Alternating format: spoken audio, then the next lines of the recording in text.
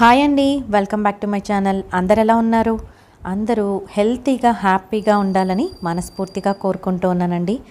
ఇవాళ అయితే మార్నింగే నేను ఇడ్లీకి నానేస్తూ ఉన్నానండి. మా బాబుకి అయితే ఒక 2-3 డేస్ నుంచి హెల్త్ బాగాలేదు. కొంచెం థ్రోట్ ఇన్ఫెక్షన్ వచ్చింది, లైట్గా ఫీవర్ష్గా అలా ఉన్నిందండి. కాస్త నీరసంగా కూడా ఉంది. అందుకోసము నేనైతే ఇడ్లీ నానేద్దాం అనుకున్నాను. అందుకోసం ఇడ్లీ రవ్వ తీసుకున్నానండి. 1 గ్లాస్ ఇడ్లీ రవ్వకి హాఫ్ గ్లాస్ పొట్టు మినపప్పు తీసుకుంటే సరిపోతుంది. ఏ మినపప్పు అయినా పర్లేదు, హాఫ్ గ్లాస్ తీసుకుంటాను. నేను ఇలా మెజర్మెంట్స్తో ఎప్పుడు ఇడ్లీ చేసినా కూడా చాలా సాఫ్ట్గా వస్తుందండి. మీరు ఒకసారి ఎప్పుడైనా ట్రై చేయలేదు ఈ మెజర్మెంట్స్తో అంటే ఒకసారి తప్పకుండా ట్రై చేయండి. 1 గ్లాస్ ఇడ్లీ రవ్వకి హాఫ్ గ్లాస్ పొట్టు మినపప్పు.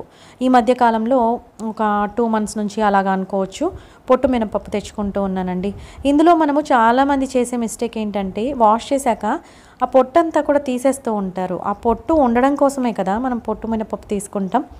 అందులో కొంచెం ఫైబర్ కంటెంట్ ఉంటుంది, అందుకనేసి మంచిదండి, హెల్త్కి డైజెషన్కి హెల్ప్ అవుతుంది. అందుకనేసి పొట్టు తీయకుండా వాడుకోవడమే మంచిది. ఇంకొకరు నన్ను ఇంతకుముందు అడిగారు, ఇలాగా పొట్టు మినపప్పు ఉంటే కొంచెం చేదు వస్తుందేమో అనేసి. అలా ఏం చేదు రాదండి.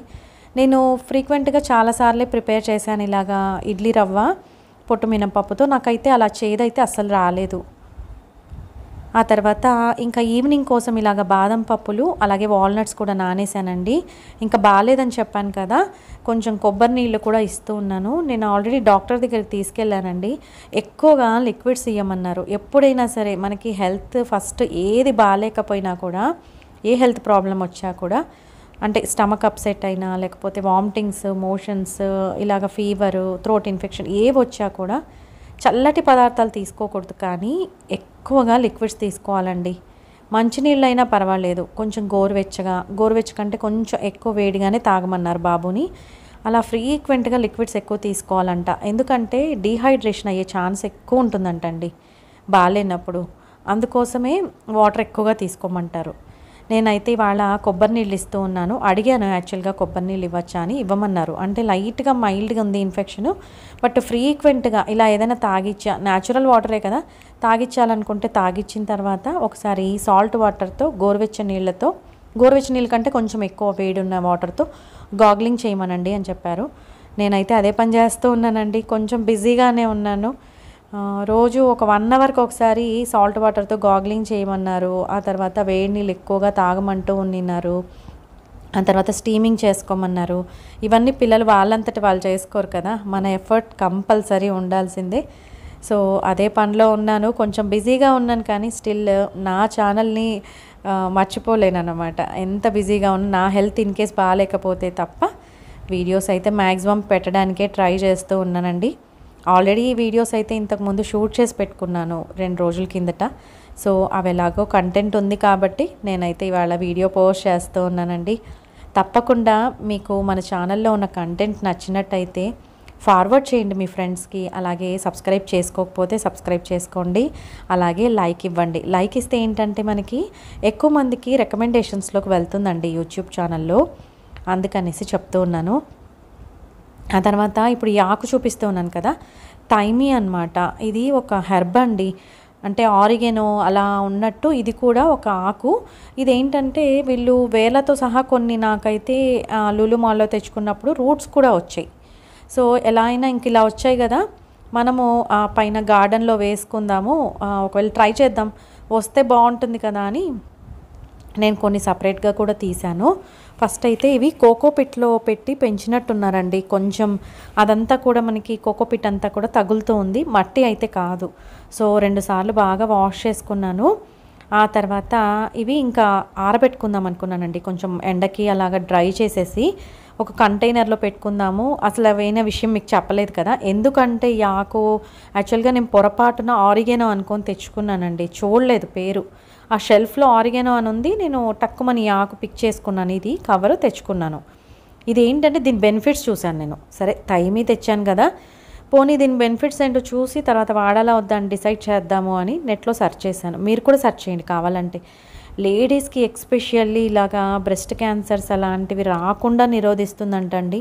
చాలామందికి క్యాన్సర్ కణాలని చంపేలాగా ఇది, అంటే అవి అంటే డెవలప్ అవ్వకుండా చాలా చాలా హెల్ప్ అవుతుందంట.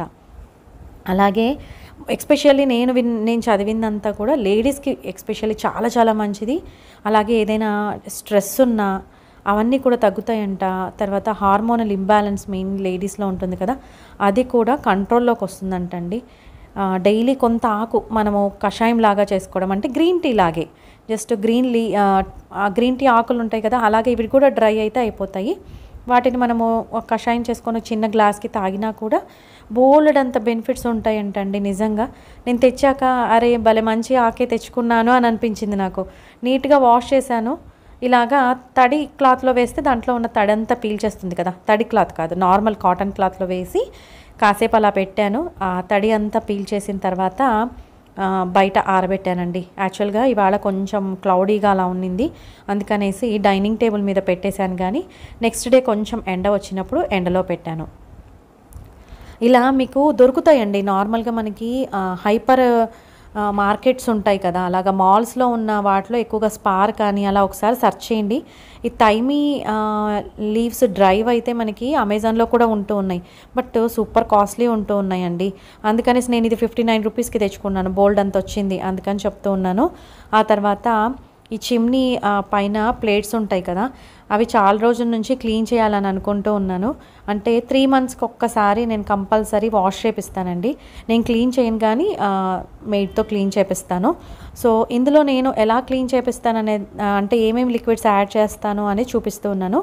ఫస్ట్ ఒక పెద్ద బౌల్లో వాటర్ తీసుకున్నానండి, ట్యాప్ వాటరే తీసుకున్నాను. అందులో విమ్ లిక్విడ్ వేశాను. విమ్ లిక్విడ్ ఉంది కాబట్టి వేసాను, లేకపోతే సర్ఫ్ వేస్తాను. విమ్ లిక్విడ్ కొంచెం వంట సోడా వేసాను, అది డేట్ అయిపోయింది ఆల్రెడీ, పక్కన పెట్టుకున్నాను. ఇలా వెయిట్కైనా వేయచ్చు అనేసి అలా వేసాను. ఆ తర్వాత కొంచెం సాల్ట్ వేసానండి. ఇవన్నీ వేయడం వల్ల జిడ్డు అనేది తొందరగా పోతుంది. ఇంకా నిమ్మరసం కూడా పిండి వేయచ్చు, నిమ్మ చెక్కలు వేయచ్చు. నా దగ్గర ప్రస్తుతానికి అవైలబుల్లో లేవు, బట్ స్టిల్ నేనైతే వాష్ చేయించాలనుకున్నాను కాబట్టి కొంచెం అలా చూస్తూ ఉన్నప్పుడు మెస్సీగా అనిపిస్తూ ఉన్నాయి, అందుకని ఇలా వాష్ చేపిద్దామని తీసానండి. యాక్చువల్గా దీనికి ఇట్లా పొడుగ్గా ఉండే రైస్ గిన్నె ఉంది నా దగ్గర, బట్ అది పైన అటక మీద ఉంది. సో మా వారేమో బిజీగా ఉన్నారు ఆఫీస్ వర్క్లో, అందుకని ఇంకా డిస్టర్బ్ చేస్తే కోప్పడతారని నేను ఇంకా ప్రస్తుతానికి ఇలాగా ఉన్న కింద ఉన్న బౌల్స్లో ఇది పెద్దది, సో దాంట్లో పెట్టి మళ్ళీ కొంతసేపు అయ్యాక అటు టర్న్ చేసి అలా ఒక బాగా బాయిల్ అవ్వాలండి. వాటర్ బాయిలింగ్ పాయింట్కి వచ్చిన తర్వాత ఆపేయాలి. అప్పుడు వాష్ చేస్తే కనుక వేడి నీళ్ళతో లోపల ఉన్న జిడ్డంతా పోతుంది. స్క్రూ డ్రైవర్ అలా చిన్న చిన్న టూల్స్ యూస్ చేయడం వల్ల ఇంకా ఈజీ అవుతుంది. ఇప్పుడైతే కుక్కర్లో ఇంకోవైపు పచ్చి వేరుశనక్కాయలు ఉడికించానండి. బాబోయ్ ఇవి అసలు అయితే నేను లూలు మాల్లో తెచ్చుకున్నానండి, హైపర్ మార్కెట్లో. చాలా చాలా దారుణంగా ఉన్నాయి నిజంగా, అస్సలు బాగాలేవు. మొత్తం అంతా చాలా హార్డ్గా ఉన్నాయి, ఇవి అన్నీ గట్టిగా ఉన్నాయి, టేస్ట్ లేవు, చాలా వరకు చెడిపోయి ఉన్నాయి. బాగాలేవండి నిజంగా. మీరైతే వెళ్తే కనుక తప్పకుండా ఇలాంటివి మాత్రం తెచ్చుకోకండి. అంటే నేను సెల్ఫ్గా ఎక్స్పీరియన్స్ అయింది కదా, అందుకోసం చెప్తూ ఉన్నాను. బోల్డ్ అంతా ఉడకపెట్టాను కానీ నెక్స్ట్ డే కూడా కొన్ని తినచ్చులే అనేసి ఒకటేసారి ఉడకపెట్టాను, బట్ అసలు బాగాలేవండి. సో అన్నీ నేను పడేసాను. ఇంకా ఎవరికైనా సర్వెంట్కి ఇవ్వాలన్నా కూడా వాళ్ళు కూడా తినలేరు కదా, బాగాలేనివి ఇవ్వడం మంచిది కాదు, అందుకోసం అయితే పడేసాను. ఆ తర్వాత ఇంకా ఈవినింగ్కి ఇలాగా పొట్టు మినపప్పు అంతా కూడా బాగా నానిపోయింది. సో ఇలాగా వాటర్లో సోక్ చేసిన తర్వాత నేను పొట్టుతో సహా వేస్తానని చెప్పాను కదా, అలా పొట్టుతో సహా వేసాను, గ్రైండ్ చేశాను. కొంచెం బాగా మెత్తగా గ్రైండ్ చేస్తే సరిపోతుందండి. నేను క్వాంటిటీ తక్కువ చేసుకుంటూ ఉన్నాను కదా, అందుకోసం గ్రైండర్ వేయలేదు. మోస్ట్ ఆఫ్ ద టైమ్స్ నేను గ్రైండర్కి దోశ పిండికి మాత్రమే వాడతానండి. ఇడ్లీ పిండి చాలా తక్కువే ప్రిపేర్ చేస్తాను. సో ఆ కొంచెం కోసం నేను ఇంకా గ్రైండర్ని తీయాలంటే కొంచెం బద్ధకంగానే అనిపిస్తుంది. అందులోనూ దాన్ని మళ్ళీ వాష్ చేయాలి కదా, అందుకనేసి ఇలా మిక్సీ జార్లోనే వేసేస్తూ ఉంటాను. బట్ ఫర్మెంట్ అయితే అవుతుందండి. మీకు ఒకవేళ అవ్వట్లేదు అంటే దీని మీద మళ్ళీ ఒక కుక్కర్ కానీ పెద్ద గిన్నె బోర్లించామనుకోండి, కొంచెం వెచ్చగా ఉంటుంది లోపల, అప్పుడు అందులో అది ఫర్మెంట్ అవుతుందన్నమాట. ఈ వెదర్కి ఎక్కువగా మనకి దోసపిండి కానీ ఇడ్లీ పిండి కానీ కొంచెం చల్లగా ఉన్నప్పుడు తొందరగా ఫర్మెంట్ అవ్వదు కదా, అప్పుడు ఇలా చిన్న చిన్న టిప్స్, లేకపోతే ఏదైనా చిన్న గూడులో పెట్టడం కానీ అలా చేసామనుకోండి, వార్మ్ టెంపరేచర్స్ ఉండడం వల్ల తొందరగా ఫర్మెంట్ అయ్యి టేస్ట్ కూడా బాగుంటుంది. లేకపోతే ఇడ్లీలన్నీ కూడా హార్డ్గా వచ్చేస్తాయి అన్నమాట. మా బాబుకు కూడా అలవాటు అయిపోయిందండి, తను పెద్ద నోటీస్ చేయట్లేదు, అంటే పిల్లలకి నచ్చినట్టే కదా, అందుకని చెప్తూ ఉన్నాను. ఇంకా ఈవినింగ్ ఈ మధ్యకాలంలో నేను హెల్పర్తోనే ఇలా అన్నీ కట్ చేయించుకుంటూ ఉన్నాను, వెజిటబుల్స్ అన్నీ అని చెప్పాను కదా. ఇక్కడ ఫ్రూట్స్ పెట్టాను కానీ బట్ కట్ చేయించట్లేదండి, వెజిటబుల్స్ ఒక్కటే. అంటే కొన్ని పీల్ చేపిస్తాను, కొన్ని అయితే ఆ రోజు నైట్ డిన్నర్కి చేయాల్సినవి అయితే కట్ చేయించుకుంటాను. ఇలా బయట పెట్టాను. ఆ తర్వాత ఇప్పుడు చూడండి, ఇవి వేర్లు ఉండడం వల్ల వాటర్లో వేసిన కాసేపటికి అన్నీ విచ్చుకున్నాయి, ఆకులన్నీ కూడా చాలా ఫ్రెష్గా అనిపించింది. నాకైతే బాగా నచ్చింది. అంటే చూడడానికి ఎంత బ్యూటిఫుల్గా ఉన్నాయి తెలుసా. అవి యాక్చువల్గా మరువం ఫ్యామిలీ అంటండి. అవి సేమ్ మరువం స్మెల్ లాగే అనిపిస్తుంది నాకు. మామూలుగా ప్రెస్ చేసి ఇలా స్మెల్ చూసినా కూడా చాలా ప్లెజెంట్ స్మెల్, బాగుంది. అందుకే మేబీ స్ట్రెస్ రిలీఫ్ అని చెప్పినట్టు అనిపించింది. ఆ తర్వాత నల్లేరు పచ్చడి చేస్తూ ఉన్నాను ఇవాళ. అందుకోసం ఐరన్ కడాయే తీసుకుంటానండి. ఏమైనా రోటి పచ్చళ్ళలాగా చేయాలి అంటే, రోట్లో రుబ్బను కానీ బట్ రోటి పచ్చడి టేస్ట్ రావాలి అంటే ఇలాగా క్యాస్ట్ ఐరన్ ప్యాన్లో మనం వేయించుకుంటే టేస్ట్ అదిరిపోద్ది. ఆల్రెడీ నా దగ్గర వేయించిన వేరుశనక్కాయలే ఉన్నాయి, ఎయిర్ ఫ్రైయర్లో వేసి వేయించానండి. అందులో పెట్టేశాను, అవి రెడీ అయ్యి ఆల్రెడీ ఒక కంటైనర్లో పెట్టుకుంటాను. మార్నింగ్ స్కూల్కి వెళ్ళేటప్పుడు ఇలాగా పల్లీల చట్నీ అవన్నీ చేయాలంటే బ్రేక్ఫాస్ట్ లంచ్ అన్నీ ఒకటేసారి కష్టం కదా. అందుకోసం హడావిడి అయిపోతుంది, కంగారు అయిపోతుంది నాకు ఫస్ట్ ఆఫ్ ఆల్. అందుకని ఇలా ముందుగానే రోస్ట్ చేసుకొని బాక్స్లో పెట్టుకుంటాను, కావాలన్నప్పుడు వాడతాను. ఇలాగ పల్లీలు కొంచెం వేసానండి, తెల్ల నువ్వులు కొంచెం వేసాను, జీలకర్ర వేసాను, కొంచెం ధనియాలు వేసాను. ఆల్రెడీ అన్నీ రోస్ట్ చేసినవే, జీలకర్ర నువ్వులు ఒక్కటే రోస్ట్ చేయలేదు, అవి వేసాను. తర్వాత ఎండుమిరపకాయలు వేసాను. ఎలాగో రోస్ట్ చేసినవే కదా, మిగతావన్నీ కొంచెం లైట్గా రోస్ట్ అయినా సరిపోద్ది, తొందరగా వేగిపోతాయి. అందుకోసం అన్నీ వేసి ఒకసారి అలాగా 2-3 మినిట్స్ జస్ట్ వేపానండి. ఇందులో కరివేపాకు మస్ట్, కరివేపాకు ఫ్లేవర్ కూడా యాడ్ అవుతే అద్దరిపోద్ది. నల్లేరు పచ్చడి యాక్చువల్గా నల్లేరు మొక్క పెంచడం చాలా చాలా ఈజీ. నేను పైన గార్డెన్లో కూడా మొన్న రీసెంట్గా చూపించినప్పుడు నల్లేరు మొక్క ఈజీగా పెంచచ్చండి, పిచ్చి మొక్కలాగా పెరిగిపోద్ది. మనం పెద్ద నీళ్లు పోయిన అవసరం లేదు, కేర్ తీసుకోకపోయినా పెరుగుతుంది. అది మనము నర్సరీలో కూడా దొరుకుతాయి, 20 రూపీస్ కానీ 40 రూపీస్ కానీ ఉంటుంది, అంతకంటే ఎక్కువ ఉండదు. అది తెచ్చి చిన్న మొక్క మనం బాల్కనీలో పెట్టుకున్నా కూడా బాగా పెరుగుతుందండి. దాని ఎడ్జెస్లో ఉన్న చిన్న లేత కొమ్మలు కట్ చేసుకొని స్టెమ్స్, వాటిని మనము పీల్ చేయాలన్నమాట. అంటే జస్ట్ ఆ నారలాగా ఉంటుంది, ఆ నారని తీసేసి చిన్న చిన్న పీసెస్గా కట్ చేసుకోవాలి. నేను ముందు రోజే ఆల్రెడీ మా మెయిడ్కి చెప్పి కట్ చేయించుకున్నాను, సో అందుకని చూపించట్లేదు. నెక్స్ట్ వీడియోలో ఎవరికైనా కావాలంటే కమెంట్ చేయండి, తప్పకుండా చూపిస్తాను అది కూడా. ఆ తర్వాత ఇక్కడ ఇందులో నేను ఏం చేశానంటే ఇంకొకటి యాడ్ చేశాను, కొంచెం పొట్టు మినపప్పు కూడా వేద్దాము, టేస్ట్ ఇంకా బాగుంటుంది అని యాడ్ చేసి అది కూడా కొంచెం రోస్ట్ అయ్యేలాగా చూసుకున్నాను. ఇలా అన్నీ వేగిపోయిన తర్వాత ఇంకా పాన్ నుంచి సపరేట్ చేయాలండి. క్యాస్ట్ ఐరన్లో అలాగే ఉంచేసామంటే మొత్తం మాడిపోతాయి, స్టవ్ ఆపేసా కూడా. అందుకోసము ఇలా ట్రాన్స్ఫర్ చేసుకోవాలి. ఆ తర్వాత ఇందులో నల్లేరు మొక్క ఉంటుంది కదా, ఆ స్టెమ్స్ అన్నీ చిన్న చిన్న పీసెస్గా కట్ చేసాము. అవి ఏంటంటే మనము చేతితో పట్టుకొని అలా నార్మల్గా బీరకాయ అలా తీసినట్టు పీల్ చేసినట్టు, లేకపోతే ఏదో మామూలుగా అన్ని వెజిటబుల్స్ మనం చేస్తాం కదా అలా చేయకూడదు. మనము చేతికి గ్లౌజెస్ అలా వేసుకోవాలండి. నేనైతే మా దగ్గర ప్లాస్టిక్వి గ్లౌజెస్ ఉన్నాయి, యూజ్ అండ్ త్రోవి, సో కవర్ లాగా ఉంటాయి అవి, జస్ట్ అవి ఇచ్చానమాట. అవి వేసుకొని తనైతే ఇలా కొంచెం ఇలా తుంచాలి, తర్వాత సైడ్ ఉన్న నార తీసేయాలి. అలా కుదరకపోతే కట్ చేసి ఇలా ఎడ్జెస్ నైఫ్తో తీసేయాలండి. నేను నెక్స్ట్ కమింగ్ వీడియోస్లో చూపిస్తాలేండి, కంగారేం లేదు. ఇలాగా కొంచెం బాగా ఉడికింది వేగింది అన్నప్పుడు ఇంకా చల్లార్చుకొని తర్వాత గ్రైండ్ చేసుకోవడమే. నేనేంటంటే యాక్చువల్గా ఇలాగా కట్ చేయించుకున్న తర్వాత 3 days తర్వాత చేశానండి, వెంటనే చేయలేదు. అందుకనే అంత ఫ్రెష్గా అనిపించట్లేదు. కానీ వెంటనే చేసుకుంటే ఇంకొంచెం ఇలా గట్టిగా ఉండకుండా ఇంకొంచెం సాఫ్ట్గా ఉండేదేమో మేబీ. ఈ నల్లేరు పచ్చడి ఈ విధానంలో చేస్తే చాలా చాలా టేస్టీగా ఉంటుందండి. అసలు మీరు నమ్మరు, అంత టేస్టీగా ఉండింది. ఫస్ట్ అయితే ఇందాక వేపుకున్నవన్నీ కూడా పౌడర్ చేసుకున్నాను. ఆ తర్వాత ఈ నల్లేరు వేయించి పెట్టుకున్నాం కదా, ఇదంతా ఈ పీసెస్ అన్నీ కూడా యాడ్ చేసి కొంచెం సాల్ట్ వేసుకోవాలండి. అలాగే కొంచెం చింతపండు, మీకు టేస్ట్కి తగినంత చింతపండు ముందే వేయించుకోవచ్చు. నేను యాక్చువల్గా మర్చిపోయాను ఈరోజు, అందుకనేసి ఫైనల్గా కొంచెం చింతపండు కూడా వాష్ చేసి యాడ్ చేశాను. కొంచెం వాటర్ కూడా వేసుకున్నానండి. అంటే గట్టి పచ్చడిలాగా చేసుకోవచ్చు, లేదంటే ఇలా లూజ్గా కూడా చేసుకోవచ్చు.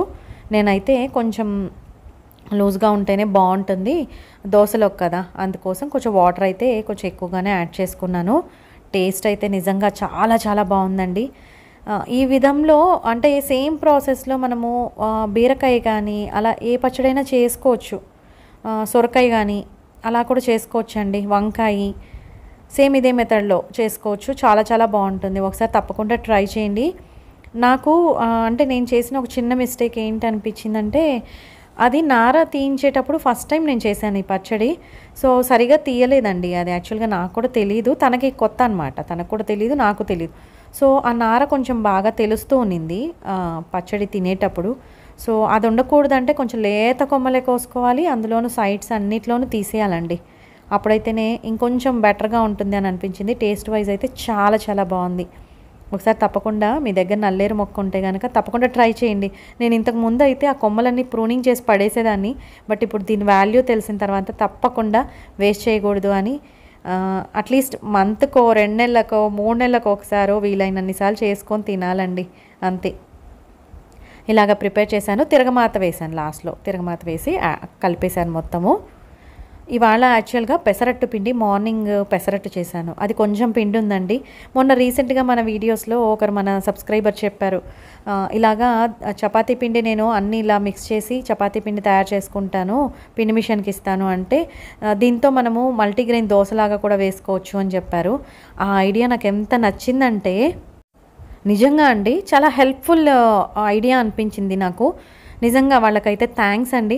ఇలాగా నాకు పిండి తక్కువైంది, ఇలాగా పెసరట్టు పిండి తక్కువ అవ్వడంతో దాంట్లో కొంచెం ఇలాగ చపాతీ పిండి ఉంటుంది కదా, అది కొంచెం మిక్స్ చేసేసి దోశలు వేసుకున్నాం. టేస్ట్ కూడా చాలా బాగుంది, దట్టు హెల్తీ కదా. మీరు కూడా ఒకసారి ఇలా ట్రై చేయండి. అంతేనండి ఇవాల్టి నా వీడియో.